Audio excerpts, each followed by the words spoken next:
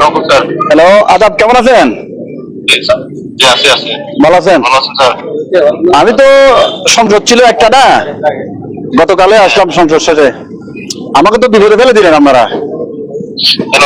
কেন বাস তোলের ব্রিজের আবার টোলের জন্য অ্যাডভার্টাইজমেন্ট দিলেন? এটা তো আমি এমপি হলাম, জিনিসটা আমি জানি না, অথচ পত্র পত্রিকা আসতেছে এমপি সাহেব জিনিসটা করলো। এটা বিশাল সমস্যা না?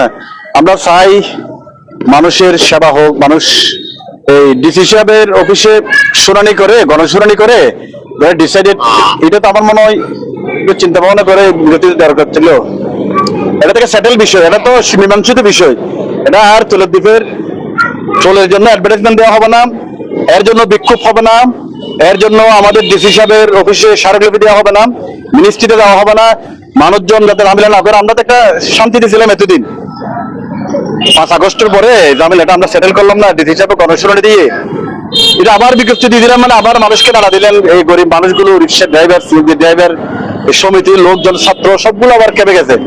সবচেয়ে দুঃখজনক কথা হচ্ছে এমপি সাহেবকে দিয়ে কথা বলা শুরু করে দিয়েছে। এমপি সাহেব এই জিনিসটা করলো, এটা খুবই খারাপ লাগছে। আমি আমার ডিপার্টমেন্ট না হলেও এটা তো বাস খেলে আমাকে বললে ভালো হতো না জিনিসটা। আমি প্রয়োজনে আমি সুপারিনটেন্ডেন্ট ইঞ্জিনিয়ারকে বলতাম, সচিব মহোদয়কে বলতাম, মাননীয় মন্ত্রীকে বলতাম।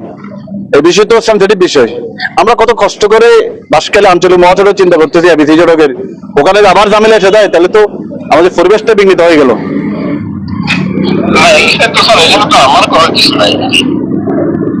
আপনি তো আপনার আমলে গণশুনানিতে এটা সেটেল হয়ে গেছে।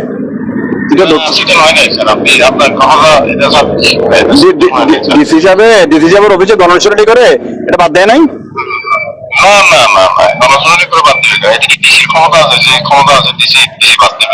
ডিসির ক্ষমতা না, ডিসি গণশুনানি করছে এ ব্যাপারে? এটা গণশুনানি করছে, এটা হলো মিনিস্ট্রি নির্দেশনা ছিল। তো মিনিস্ট্রির নির্দেশনা থাকলে তো ডিসি সাহেব মিনিস্ট্রির নির্দেশনা অনুযায়ী গণশুনানি করলো, তো ডিসি সাহেবের ক্ষমতা মিনিস্ট্রির নির্দেশনা অনুযায়ী এটা মিনিস্ট্রির নির্দেশনা অনুযায়ী গণশুনানি করতে বলছে বিভাগীয় কমিশনারকে। বিভাগীয় কমিশনার বলছে ডিসি কে গণশুনানি করার জন্য। গণশুনানি করে এই সুপারিশ আমরা মিনিস্ট্রিতে পাঠিয়ে দিচ্ছি। মিনিস্ট্রি এগ্রি করে নাই, মিনিস্ট্রি আবার নির্দেশনা দিচ্ছে এবং সর্বশেষ আমি গত কয়েকদিন আগে, যেহেতু দীর্ঘদিন এটা পেন্ডিং আছে স্যার, ঠিকাদারের এখানে দেওয়া হওয়ানোর বিষয় রয়ে গেছে, তাদের সিকিউরিটি বাকি রয়ে গেছে, এগুলো কোনো কিছু করা যাচ্ছে না।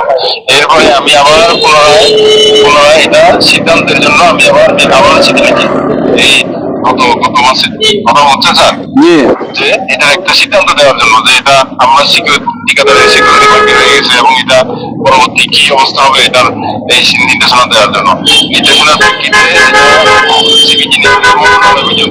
ঠিক আছে স্যার, এবং মন্ত্রণালয় থেকে আবার পুনরায় সিদ্ধান্ত দিচ্ছে ঠিকাদারের আগের পূর্বে দেনা পাওনা ফেরত দিয়ে আমাদের নথি দেওয়ার জন্য। তো মন্ত্রণালয়ের মানে একটা সরকারের নির্দেশনার প্রেক্ষিতে আমরা আবার ইজারার জন্য নোটিশ করছি। আপনি নির্দেশনা চাইছেন বা নতুন ভাবে দিয়েছেন, এটা তো আমরা জানি যে আমরা সিদ্ধান্ত এসেছি স্যার। এটা কারণ দীর্ঘদিন এই বিষয়টা তো হলো পেন্ডিং অবস্থা ছিল। ঠিক আছে স্যার, কারণ তখন গণশুনানি করে আমরা মিনিস্ট্রিতে পাঠাই দিচ্ছি। পাঠাই দেওয়ার পরে আবার পুনরায় নির্দেশনা দিচ্ছে আবার ডিসিকে করার জন্য। গণশুনানি তো মিনিস্ট্রির নির্দেশনায় বিভাগীয় কমিশনার এর মাধ্যমে ডিসি সাহেব করলো, ডিসি সাহেবের মাধ্যমে বিভাগীয় কমিশনার করছে।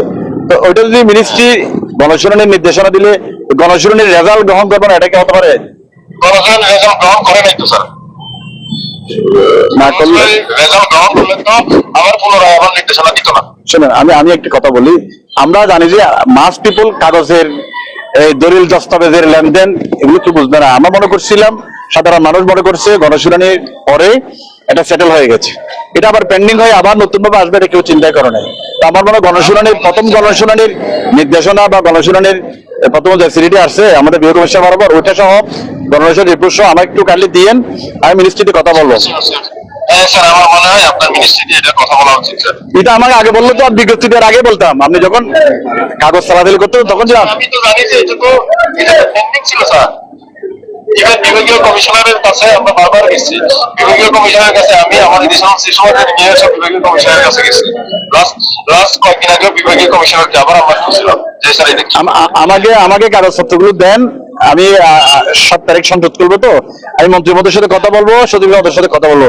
জিনিসটা তো ঝামেলা। স্যার আমার মনে হয় একটু কথা বলেন স্যার, কারণ বিষয়টা স্যার যদি আপনি আমাকে বলতেছেন কিন্তু এটা আমার পর্যায়ে নাই আর কি বিষয়টা। না, আমার কথা যে আপনি অ্যাডভার্টাইজমেন্ট দেওয়ার আগে যদি আপনার বিষয়গুলো, আপনার অ্যাক্টিভিটিস আমি জানতাম, আমার জন্য সুবিধা হয়ে যেত, তখন কাজ করতে ঠিক আছে, হয়তো আপনার এটা যেহেতু সরকারি সিদ্ধান্ত, তাহলে এটা যখন উপর থেকে নির্দেশনা দেয় তখন আমাদের একটা কিছু করার থাকে না। আমি একটা জিনিস দিতে পারি স্যার, আপনাকে ওই যে মন্ত্রণালয়ের যে সমস্ত যে নির্দেশনা দিচ্ছে সেটা আপনাকে দিতে পারি। ওটা দেন না, ওটা দিত প্রথমে শুনানির জন্য একটা আবেদন, মন্ত্রণালয় নির্দেশনা দিতে শুনানির জন্য, ওটা আমার জন্য গ্রাউন্ড হবে ওটা আর কি, প্রথমটার সব। সব আছে স্যার, সব আছে। ঠিক আছে। ঠিক আছে, জি, ওকে, Thank you. জি, ধন্যবাদ।